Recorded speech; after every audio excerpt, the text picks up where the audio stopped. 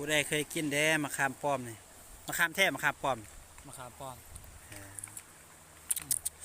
กินแล้วน้ำลายไหลเลยเนาะ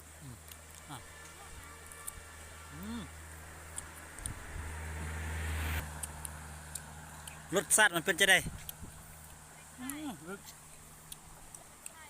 รสชาติมันอยากออกแบบฟาดแล้วก็ส้มแน่นิดนึงเวลาเขากินมะขามป้อมนี่แล้วเขามากินน้ำนะหลังจากที่เขากินมะขามป้อมนี่ก่อนแล้วเขามากินน้ำมันโคตรหวานเลยบ่ฮู้ว่าสิอธิบายแบบใดนะมันโคตรแซ่บพี่น้องแซ่บ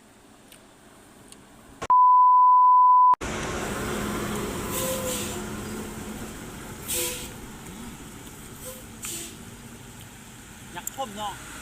เอารสชาติครบกำลังอ่อนเลยพี่น้อง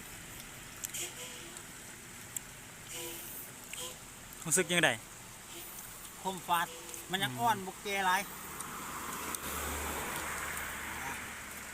ครับสบายได้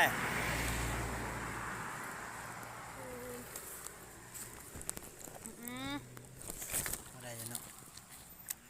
มือสกปรกมากกิน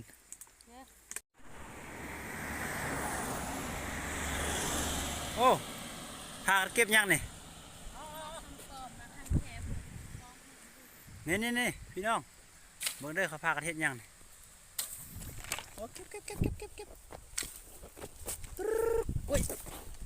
โอ้ยโอ้ย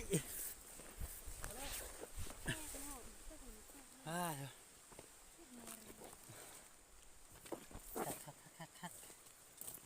โอ้มะขามป้อมพี่น้องดีหักไรนี่ตุ๊ดมันเนาะ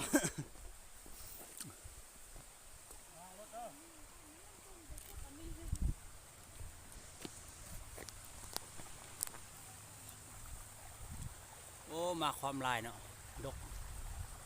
มากมันดก